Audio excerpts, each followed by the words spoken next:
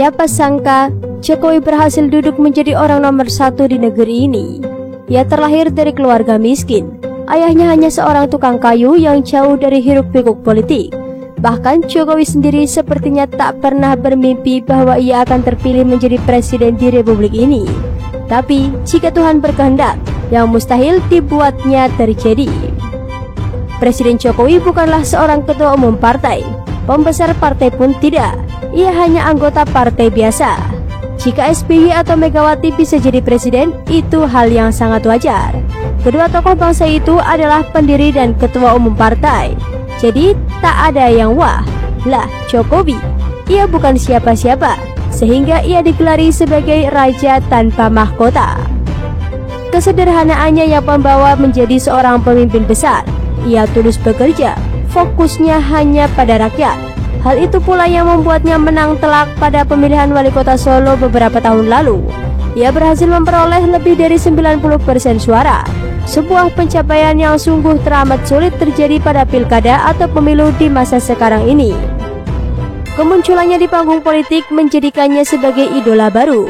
Namun di sisi lain, ada pula banyak orang yang merasa iri hati atas melesatnya popularitas Jokowi tersebut.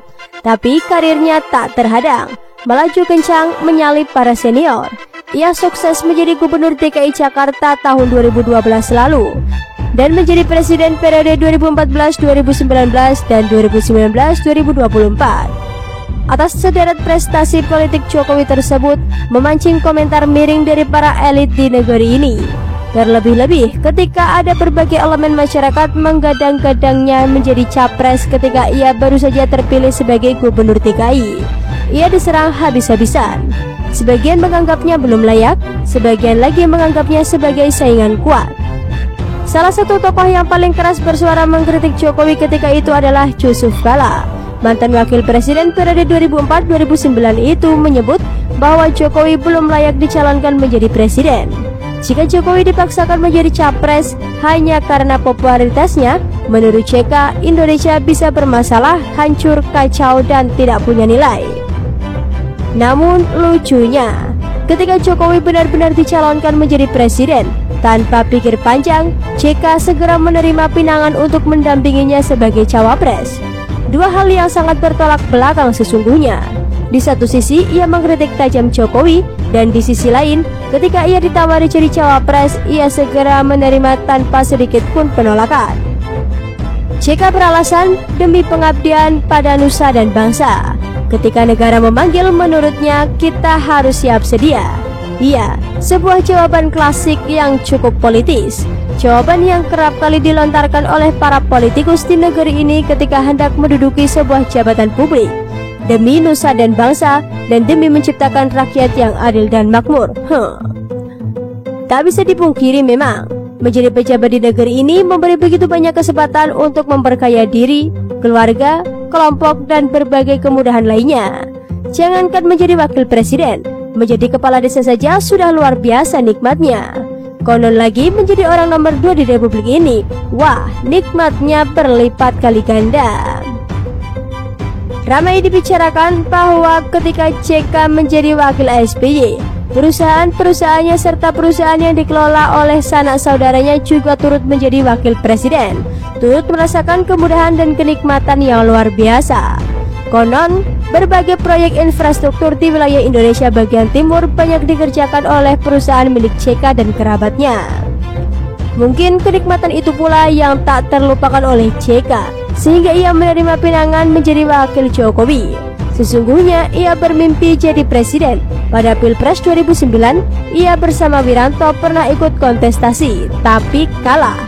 Ya sudah, apa boleh buat. Gagal jadi presiden, jadi wapres lagi pun gak apa-apalah. Toh nikmatnya tak kalah jauh dari presiden.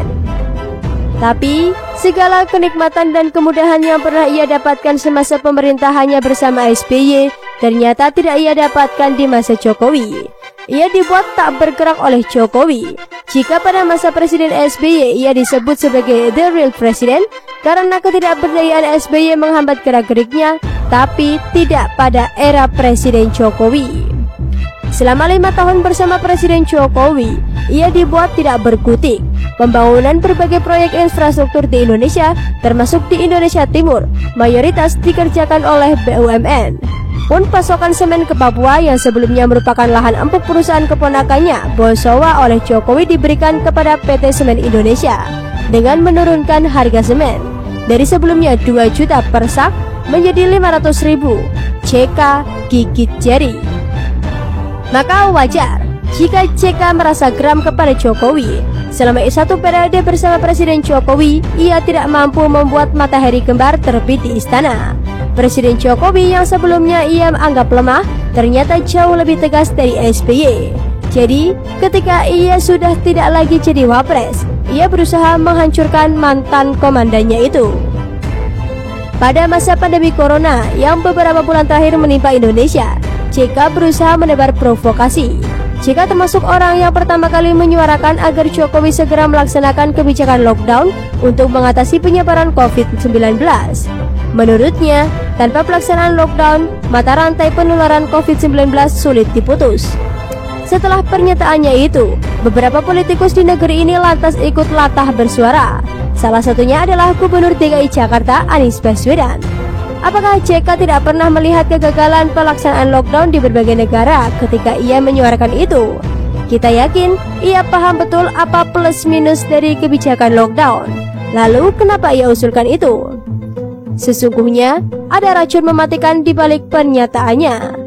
Jika lockdown dilaksanakan, maka kegiatan ekonomi akan benar-benar lumpuh. Artinya, tingkat pengangguran dan kemiskinan akan meningkat tajam. Sebab sekitar 70% penduduk Indonesia bekerja di sektor informal.